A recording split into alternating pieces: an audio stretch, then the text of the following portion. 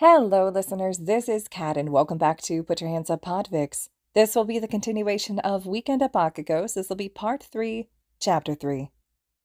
Izuku, Bakugo chided as he moved back to sit on the table by the sofa. What did you just say? Izuku looked up and put his hand over his mouth, eyes wide and innocent. It might have been convincing if it wasn't far too late. Who did you hear say that, little one? Aizawa asked calmly, with no hint of discipline in his tone, only curiosity.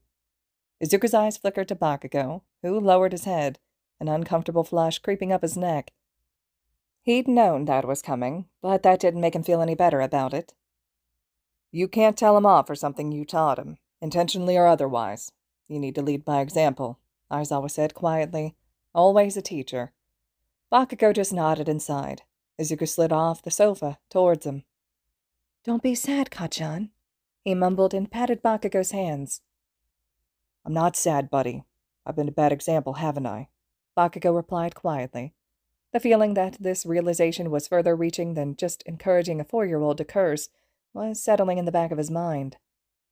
Kacchan's not bad, Izuku frowned, his eyebrows pulling together. Bakugo laughed despite his discomfort. Tell you what. His tone turned serious, and he held Izuku's gaze. Izuku straightened up immediately. Always a teacher. No more swearing. He glanced at Aizawa and back. Lead by example. From either of us. Deal? Deal, Izuku nodded. Sorry I got Kacchan into trouble. Nah, it was my fault. Bakugo shook his head and ruffled Izuku's hair. Izuku giggled and promptly climbed back into Bakugo's lap. So, about his quirk, muttered Aizawa as he settled himself at the far end of the sofa. His eyes never left Izuku as the little boy pulled the tie that Bakugo never wore out of his uniform jacket pocket. Yeah, Bakugo recounted their incident with Kirishima a short while ago. I thought I saw a green light, and Kirishima swears he didn't move voluntarily. And Midoriya wasn't injured at all. Nope, not at all. Not that I could see anyway. He sort of remembers being in class yesterday, too. Bakugo was resting his chin on top of Izuku's head, as he had drifted off to sleep again once he'd gotten comfortable. I'll have to update the principal, and we'll decide what to do from there. For now, just try to keep him happy. Aizawa stood and added with a grin. This may mean he basically gets spoiled rotten for the next few days, but as the situation is only temporary, it shouldn't affect the person he turns back into. He made towards the door before turning. One of the bags also contains the belongings Midoriya had on him this morning. His costume, phone, that sort of thing. I'll be back later with the class. And with that he left Bakugo and a sleeping Izuku alone. Bakugo stood as carefully as possible and grabbed the bag with Izuku's stuff in it. There was his costume complete with the big red shoes, Izuku's wallet, some candy bars, and his phone. He reached for the phone and turned it on. Of course his wallpaper is All Might. Bakugo also noticed that Izuku didn't lock his phone in any way. He'd have to talk to him about his complete lack of personal security on Monday, but for now, it worked in his favor as he accessed Izuku's contacts and hit call. Izuku! Came the concerned voice down the phone. No, it's Katsuki. He hadn't talked to her directly in so long. Katsuki! They told me earlier about what happened to Izuku, but said it was only temporary. Is everything okay? Is he okay? Has something gone wrong? Enko rushed, her voice increasing in pitch with every question. Everything's fine, Auntie. He hurried to reassure her. I just wanted to, I don't know, make sure you were okay and whatever. There was silence from the other end of the line, and Bakugo was about to ask if she was still there when... You've grown, Katsuki. Bakugo felt his face go warm, and it was his turn to go quiet. Fucking Midoriya's man. The principal did say they were going to ask you to look after him. This time last year I would have been worried, but now... Enko trailed off. Anyway, how is he? She asked, changing tack at the speed of light. She was bright and breezy as if her 16-year-old son hadn't been temporarily toddlerized. He's fine. He's eaten and he's asleep. He still has his quirk and he's swearing. Better leave that part out for now. Good, that's good. Has he let you put him down yet? She asked, and he could hear the smile in her voice. Huh? How'd... She's his mother, of course she knows, jackass. Barely. I put him down after lunch because he fell asleep on the way back to the dorms, but after about 30 minutes he woke up, came back to me, and he's been out cold since. You'll need to wake him up soon, otherwise he won't sleep tonight. but he was always the same at that age. Inko sighed wistfully. Then she laughed. Although you weren't much different. If Zuko was being held, you'd want in on it too. Your mother and I regularly ended up with one on each hip. Oh, God. Bakugo laughed too, and covered his eyes with his free hand. You'll be the same at bedtime. He liked to know that someone was there, or maybe it was that he wanted to make sure I was okay, I'm not sure, Inko muttered. Like mother, like son. Either way, you may have to camp out for a few nights. He hadn't even considered nighttime arrangements yet. That's fine. We'll work something out. I'm glad you're there, Katsuki. I'm glad there's someone there who knows my Zuko so well, and that he's happy being around. I'm just sorry that She'd begun to sniffle. Auntie, it's okay. This is the best place for him, just in case. Bakugo started. I know, she interrupted, but she was still hiccuping and coughing. I just wish I could be there for him. I miss him being that small. Oh, fuck. Bakugo didn't know how to handle a crying Inko. I can send you updates if that helps. Thank you, Katsuki. I'll speak to you soon, okay? Inko's voice was thick with tears. Crying was a Midoriya family trait, and once they got going. Okay, Auntie, I'll talk to you soon. I'll put Izuku on the phone next time. Bakugo heard her wail just before she ended the call. That may not have helped. Maybe he was going soft, but Inko had always been good to him, and the thought of her, sat at home in tears, just didn't sit right with him. He thumbed through Izuku's contacts. Of course he still has her number. He pressed dial and waited. A kind, calm voice that he had never heard before answered the call. Izuku, sweet pea, I wasn't expecting your call until Sunday. Everything okay? Who are you, and what have you done with my mother? Bakugo yelled. The tone changed instantly to one he recognized well, loud and harsh. What the fuck's happened, brat? There she is.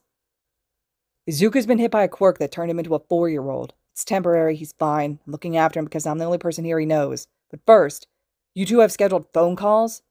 He would be outraged if it actually bothered him. Was it weird that it didn't?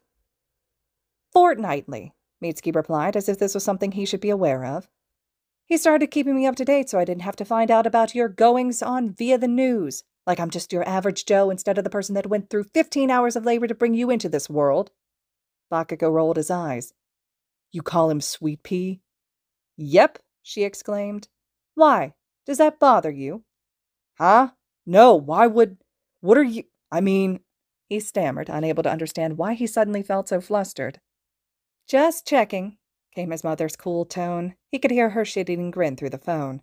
So, why are you actually calling, Katsuki?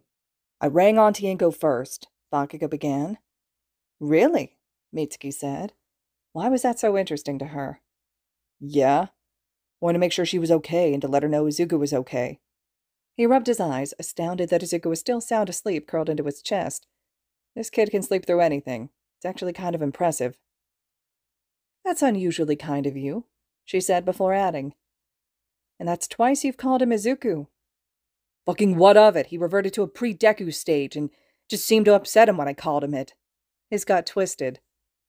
People tend to get fucking upset when you insult them, brat, Mitsuki deadpanned, unknowingly giving voice to his own thoughts. He growled. Yes, I get it. Can I get to my point, hag? Sure. Inko got upset towards the end of our call, and I was wondering if you could give her a ring to make sure she was all right. I said I'd update her, but it doesn't. I don't like... All the fight had gone out of his voice at the thought of Izuku's mom sitting at home on her own, potentially single-handedly flooding her apartment complex. Of course I can, said his mom quietly. This can't be easy for her not being able to be there.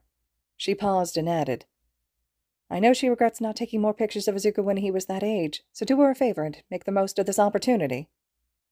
Will do. Bet I can get All Might to do a picture, but 4-year-old Izuku might just shit with excitement if he turns up in full form and costume. Bakugo grinned at the thought. Ha! Just remember that you're on cleanup duty before making him shit with excitement about anything. His mom laughed down the line. Don't fuck this up. I won't protect you from Inko if you do. Huh? That's just fucking rude. You don't think I got this? Nah, I know you've got this. Izuku couldn't be in better hands, Mitsuki replied sincerely. Her son went pink for the second time in under 30 minutes. Mom, he croaked. What the fuck? I'm not saying it again, brat. You heard me. Take pictures and keep me updated. With the rarest of moments over, the line went dead. If tears were hereditary in the Midoriya line, emotional constipation was hereditary in his. He leaned his head back on the sofa and closed his eyes. Just for a second. Kacchan! Bakugo's eyes flew open. Yeah? How long had he been out for? It took him a moment to realize where he was and that his hands were resting in his lap where Izuku had been. Shit.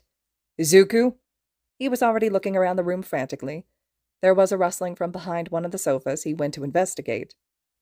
Izuku was methodically going through each of the bags and pulling out everything. He was just generally making a mess, but he was frowning. Bakugo noticed that he frowned a lot for a toddler who was generally ecstatic about nearly everything. These aren't my toys, Kacchan, Izuku observed, bottom lip sticking out. No, we're just borrowing them for a bit because... He was going to say because we can't get to yours right now, but then a thought struck him. Izuku's room was full of toys. He remembered Izuku and him playing with some of them when they were little, so they definitely weren't collector's items. Actually, do you want to see your room? Izuku's eyes went wide. My room? He squealed. Yeah, your room, Bakugo exclaimed back. Put these away and we'll go. Izuku gasped and began scrambling around to tidy everything up. Bakugo picked up the other bag with the costume in and waited patiently while his thoughts wandered. According to his watch, they had about an hour before lessons ended and the class started to filter back into the dorms. He'd cook for the two of them here rather than go back to the cafeteria or order in. Was Izuku going to need a bath or something? How does he go about doing that? He should have asked Auntie. Would Izuku hate him forever if he realized he bathed him? Would it be worse if he asked one of the others to do it? Kacchan is muttering, said Izuku from the floor in front of him. Was I? He hadn't even known he was speaking out loud. He walked over to Izuku and picked out the stool and the roll guard from the other bags. You all done? Uh-huh. Let's go. Izuku clenched his fists in excitement. Bakugo snorted as he realized that grown Izuku still does the exact same thing when he's excited about something. Come on, then. Follow me. He added the items to the costume bag and set off up the corridor. He heard the patter of Izuku's hurried footsteps behind him, and then felt Izuku grab his trouser leg. Bakugo stopped to look down. Izuku was excited but uncertain about going somewhere new. He silently offered Izuku his hand. The toddler took it and followed along, taking 2 steps for every one of Bakugo's. Bakugo opened the door to Izuku's room and led him inside. He had to laugh at the literal stars in Izuku's eyes as he took in the floor-to-ceiling All Might decor. He set about attaching the roll guard to the bed, while Izuku looked around, looking like a kid in a candy shop, which he supposed wasn't far off the mark. He put the stool in the bathroom and came back to find Izuku with 2 All Might dolls in his hands, and he was frowning again. What's the matter, buddy? Bakugo asked, squatting so he could be at the same level. I'm trying to decide, Izuku mumbled, concentration etched on his face. Decide what? Which one to give Kacchan, Izuku continued, as if he wasn't talking about this with Kacchan. Bakugo raised his eyebrows. You don't have to give me anything. You keep them both. Izuku shook his head, and then held out the All Might Silver Age doll to Bakugo. When he didn't immediately take it, Izuku pressed it into his hands with enough force that Bakugo toppled backwards out of a squat. You sure? He asked the little boy. That looked like a really hard decision. I needed to make sure I was giving Kacchan the best one. Now we can play together. Izuku waved his own doll around happily. Christ, he's too fucking cute. He's going to have the class wrapped around his little finger before lights out. He refused to acknowledge the possibility that he already was. All right, listeners, this concludes Chapter 3 of Weekend at Bakugo's. Chapter 4 will be up next. I hope you all are still enjoying this one, and as always, thank you so much for listening.